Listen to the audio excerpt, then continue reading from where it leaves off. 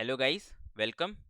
इस वीडियो में बात करेंगे हम लोग सह्याद्री इंडस्ट्रीज़ के बारे में और इसका fundamentals as well as technical analysis करके देखेंगे कि क्या इसमें कोई स्विंग ट्रेडिंग का हम लोग को अपॉर्चुनिटी दिख रहा है, नहीं दिख रहा है। सारा कुछ इस वीडियो में डिस्कस करेंगे। तो स्टार्ट करते हैं।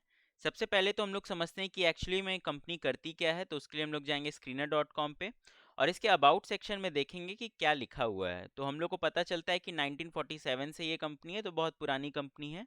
फ्लैगशिप कंपनी है पटेल ग्रुप्स की, ठीक है। और बेसिकली ये लोग under the brand name of Swastik, simply and eco pro के नाम के अंडर में अपना ये सब काम करते हैं, ठीक है। अब देख लेते हैं कि क्या क्या इनका प्रोडक्ट है। तो अगर हम लोग इसके मोर वाले सेक्शन में जाके देखेंगे तो हम लोग को दिखता है कि बेसिकली ये रूफ शीट बनाती है स्वास्तिक के नाम से, और light in weight compare to conventional structure, thermal insulating, resistant to water, ये सब तरीके का चीज़ बनाती है और फ्लैट शीट्स बनाती है। तो ओवरऑल हम लोग को समझ में आ गया कि ये जो कंपनी है हम लोग का basically home related, decor related, ये सब चीज़ में ये इन्वॉल्व है कंपनी, ठीक है। अब देख लेते हैं इसका मार्केट कैप क्या है। मार्केट कैप इसका 473 करोड़ है, तो कोई बहुत बहुत बड़ा कंपनी नहीं है, ठीक है। और हम लोग को इंडस्ट्री का पी 30.5 दिख रहा है और इसका खुद का स्टॉक का पी 15.6 है, तो बहुत सस्ता मिल रहा है अपने सेक्टर के हिसाब से। डेट इन पे 124 करोड़ का है, ठीक है। अब आ जाते हैं हम लोग इनके थोड़े से क्वार्टर रिजल्ट्स पे।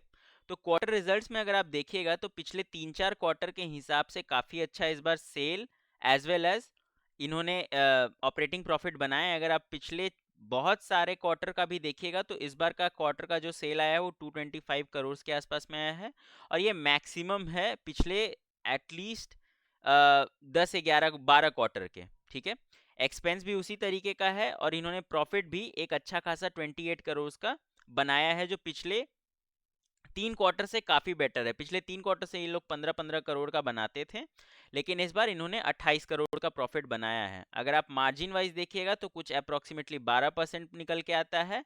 और देखिए, हमेशा से ही इस कंपनी का जून क्वार्टर बहुत स्ट्रांग रहा है इन टर्म्स ऑफ प्रॉफिट। अगर आप जून 2022 का भी देखिएगा तो इन्होंने 36 करोड़ का प्रॉफिट बनाया है, और जून 2021 का भी देखिएगा तो इन्होंने 46 करोड़ का बनाया है, 2020 का भी देखिएगा तो इन्होंने 35 करोड़ का बनाया है। तो सारा इसमें अच्छाई नहीं है। एक हम लोग को प्रॉब्लम यहाँ पे निकल के आता है कि जो जून 2023 का क्वार्टर आया है उसमें सिर्फ और सिर्फ इन्होंने 28 करोड़ ही प्रॉफिट बनाई है, जो पिछले 3 साल के जून के क्वार्टर के प्रॉफिट के हिसाब से कम है, ठीक है। तो थोड़ा सा और इसमें एक्सपेक्टेशन ज़रूर होगा इन्वेस्टर सबका।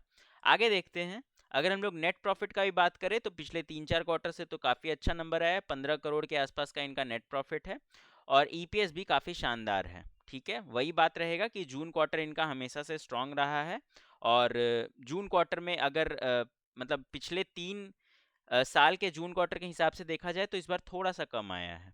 तो ओवरऑल हम लोग इसका फंडामेंटल्स देख लिए, इनका बेसिक हम लोग क्वार्टर रिजल्ट देख लिए। अब थोड़ा सा हम लोग इसका प्रमोटर होल्डिंग्स पे चले जाते हैं।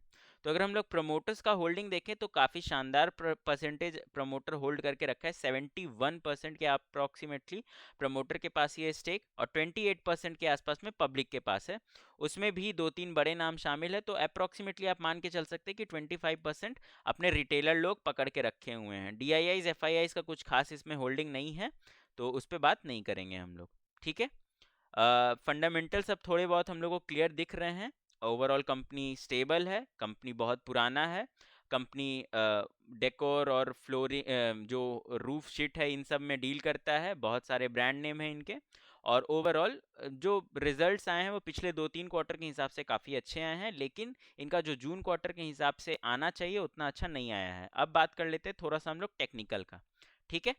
टेक्निकल का अगर हम लोग बात करेंगे तो हम लोग को दिखता है कि जो हमारा 430 का एक जो जोन था वो काफ़ी दिन से रेसिस्टेंस की तरह एक्ट कर रहा था। बार बार स्टॉक एक रैली करता था, वहाँ पे रेसिस्ट करता था और फिर नीचे गिर जाता था, फिर रैली करता था, रेसिस्ट करता था, नीचे गिर जाता था। पर ये थोड़ा सा आपको एक असेंडिंग ट्रायंगल का पैटर्न यहाँ पे दिख रहा होगा, हम बना के भी रखे हुए हैं। 432 का एक रेसिस्टेंस, और यहाँ से हम लोग का एक स्टॉक आराम से इसी ट्रेंड लाइन के ऊपर में बाउंस लेके ऊपर जाते गया है। और फिर जिस दिन इन्होंने अपना अर्निंग डिक्लेयर किया था उसके अगले ही दिन 11-12% इनका बढ़ा था 11.5%, और उसके बाद अब जाके 2-3 दिन में रीटेस्ट लेने आए हैं, और उसी लेवल के आसपास से अगर आप जूम करके देखते हैं तो आपको दिखेगा कि ये जो बड़े बड़े टेल्स बन रहे हैं ना, ये सब दिखाता है कि रिजेक्ट हो रहा है नीचे के लेवल से, 422 420 के लेवल से रिजेक्ट हो रहा है, बायर्स यहाँ से पुश कर रहे हैं, और बार बार उसी जहां पे हमारा ब्रेकआउट आया था एक्चुअल में उसी के आसपास में ट्रेड कर रहा है। अगर आप ऐसे पैटर्न वाइज ट्रेड करते हैं तो ये हो गया, और अगर आप इनसाइड बार से ट्रेड करते हैं तो आपको दिखता होगा कि एक बहुत बड़ा इनसाइड बार बना था, अच्छा खासा वॉल्यूम आया था उस दिन, तो एक इनसाइड बार बना, बहुत दिन तक उसके अंदर में ट्रेड किया, और फिर अगले ही दिन मतलब कुछ दिन के बाद ही एक ब्रेकआउट देके वापस से उसी इनसाइड बार को रीटेस्ट दे रहा है। तो आप उस हिसाब से भी ट्रेड कर सकते हैं। अगर कोई सिर्फ इनसाइड बार के हिसाब से ट्रेड करना चाहे तो उसके लिए टारगेट और स्टॉप लॉस क्या रहेगा वो बता देते हैं। उसके लिए हमारा टारगेट ये देखिए 49 पॉइंट्स का है, तो 100 पॉइंट्स ऊपर चले जाइए। 530 के आसपास का आपका पहला टारगेट होना चाहिए, और 580 के आसपास का हमारा दूसरा टारगेट होना चाहिए। ठीक है, एसएल का अगर हम लोग बात करें तो हम लोग सिंपली एसएल भी अपना 390 या 400 के आसपास में रख सकते हैं, जो कि एसएल हमारा बन के आता है कुछ अप्रोक्सीमेटली 7-7.5%, और जो प्रॉफिट हम लोग बनाने का सोच रहे हैं वो है कुछ अप्रोक्सीमेटली 100 पॉइंट के आसपास। अगर हम लोग देखें तो 20-22% के आसपास में आता है निकल के, तो रिस्क रिवॉर्ड तो फेवरेबल है।